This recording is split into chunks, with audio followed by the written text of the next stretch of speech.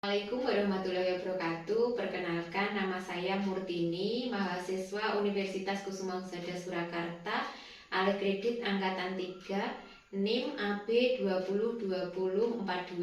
Di sini saya akan menyampaikan tentang teknik perawatan bayi sehari-hari. Sebelumnya, saya akan mempersiapkan alat dulu. Yang pertama ada termometer, kemudian ada sarung tangan steril, ada kasa steril dan bak instrumen. Kemudian saya akan mempersiapkan mendekatkan peralatan ke dekat pasien. Assalamualaikum Ibu. Waalaikumsalam. Iya Ibu, mohon maaf, perkenalkan nama saya Bidan Murtini. Ibu, saya mau mengajari Ibu tentang merawat bayinya Ibu sehari-hari. Ibu bersedia? Bersedia. Nah, mohon maaf Ibu, sebelumnya saya tak tanya-tanya dulu ya Bu ya. Ibu namanya siapa Bu? Nama saya M, Bu. Iya, Bu M ya Bu. Iya. Ibu umurnya berapa? 32 tahun. 32 tahun. Didiknya berapa kilo Bu? 3 kilo 3 ons. 3 kilo 3 on ya. Nah, ini nanti saya kan mau itu Bu, mengajari Ibu tentang cara merawat bayinya Ibu di rumah ya. Boleh ya Bu ya? Iya, Bu. Ya. Bentar Bu, saya tak nutup pintunya dulu ya Bu ya.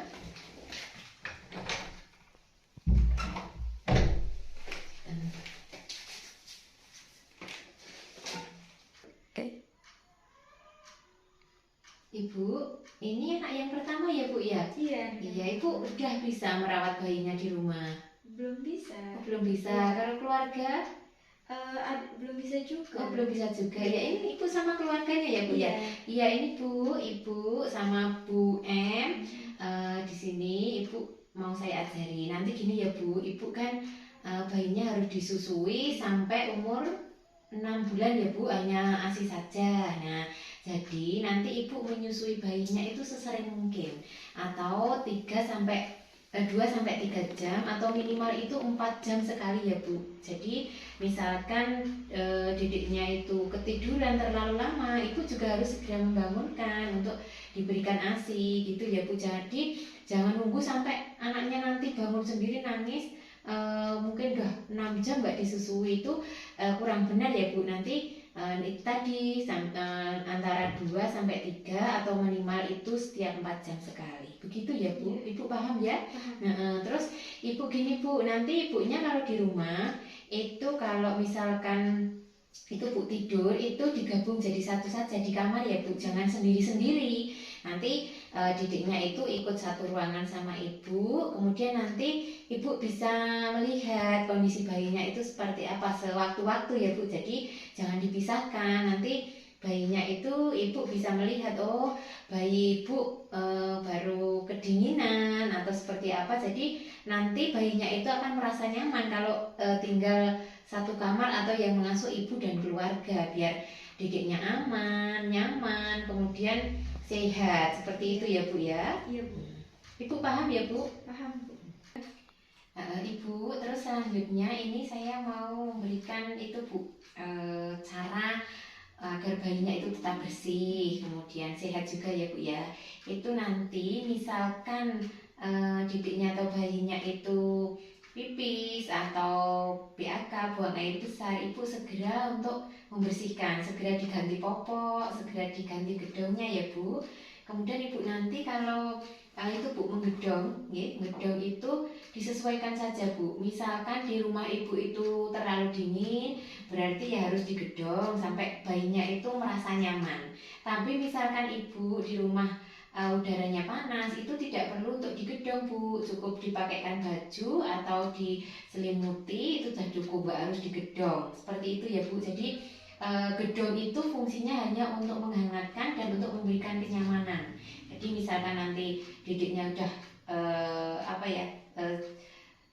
Ibu harus itu aktif melihat apakah ini atau pipis, itu harus segera diganti biar tidak terjadi iritasi pada daerah itu Bu, selangkangan atau di daerah kelaminnya bayinya itu ya Bu ya.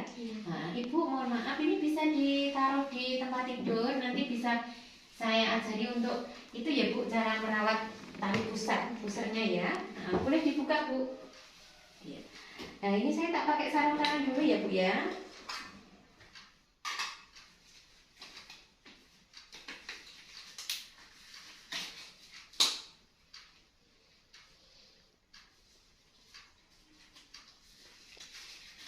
Ya, mohon maaf ya Bu, ya.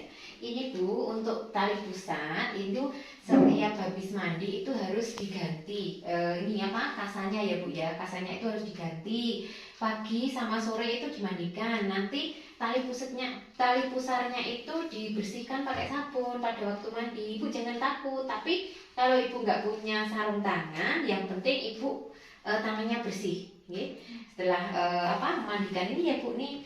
Pakai kasanya cukup kasa kering saja, nggak usah dikasih betadin atau alkohol, nggak usah dikasih ramuan apa-apa. Nah nanti kalau ini Bu tali pusatnya dedek ini nanti habis mandi kan basah, itu diambil terus diganti pakai yang kering ya, yang kering seperti ini ya Bu caranya nanti. Nah ini dibungkus seperti ini ya seperti ini. Dah tadi habis mandi, pas waktu mandi itu dibersihkan juga pakai sabun, kemudian diambil kasanya yang kotor, dikeringkan sampai kering, dibungkus lagi dengan kasa yang steril seperti itu ya Bu ya. Iya. Maaf ya Bu, ini saya ukur suhunya ya Bu bayinya ya.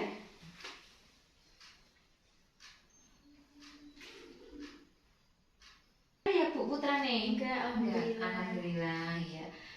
Asinya sudah lancar Bu? Sudah. Sudah ya. Ini saya ambil ya Bu. Ini normal ya Bu suhunya 36,5. Iya. Oke. Iya Ibu, tadi kan sudah saya ajari tentang perawatannya ya Bu, tentang Ibu harus menyusui, kemudian Ibu harus merawat tali pusat. Ibu sudah paham ya Bu? Paham. Terus tadi Ibu udah bayinya sudah saya ukur suhunya itu normal 36,5. Bu, Ibu sudah paham ya Bu ya? Sudah. Oh iya, kalau sudah paham ini nanti saya juga mau memberikan